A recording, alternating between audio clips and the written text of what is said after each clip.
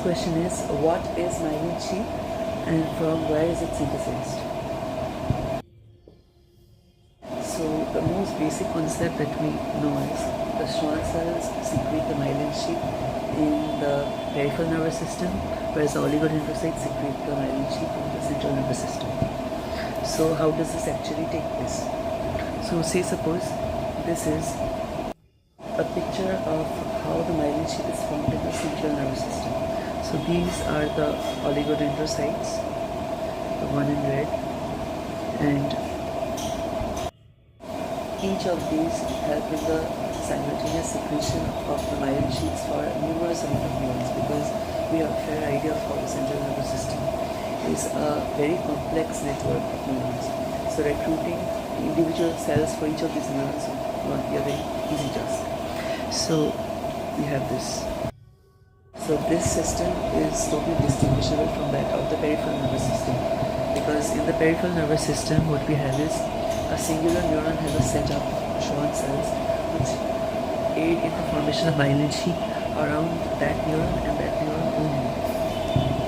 It does not involve the formation of the myelin sheath around any other neurons like what happens in the central nervous system.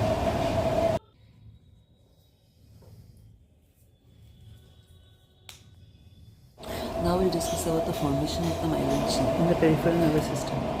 If we look at the axon and the Schwann cell individually, it will be easier to visualize how the myelin sheath is actually formed around the axon.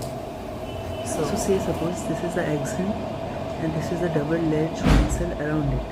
So what happens is the Schwann cell starts invaginating the axon by repeatedly wrapping around it. So all of this happens in steps. So this is the nucleus, and the nucleus at the end of the process will ultimately lie at the end or at the periphery of the myelin sheath.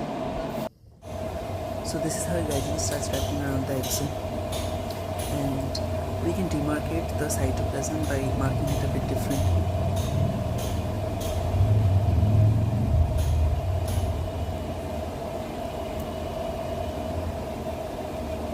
And as we said, the nucleus will be present in the outermost cytoplasmic layer. So next,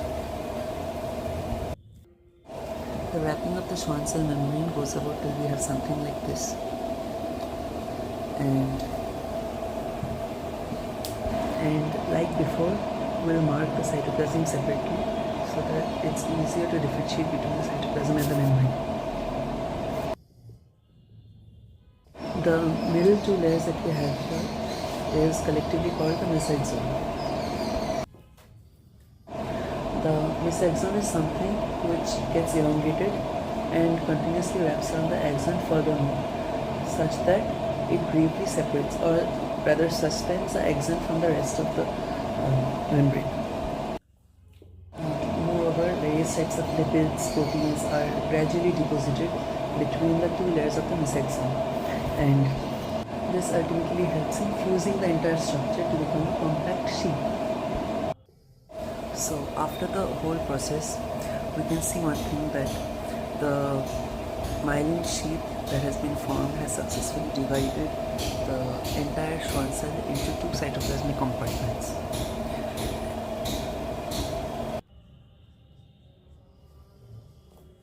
The nucleus is contained in the outermost cytoplasmic compartment, and the thin outermost layer is called the myelin, the thin outermost layer for the entire structure, and this thick thing in the middle is called the myelin sheath. Now the myelin sheath is mostly water, lipids and proteins.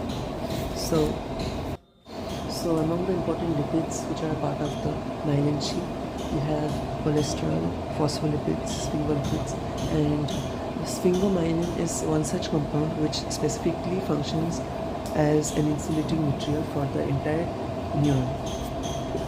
And this aids in rapid and efficient transmission of electrical impulses along the nerve fiber through solitary conduction.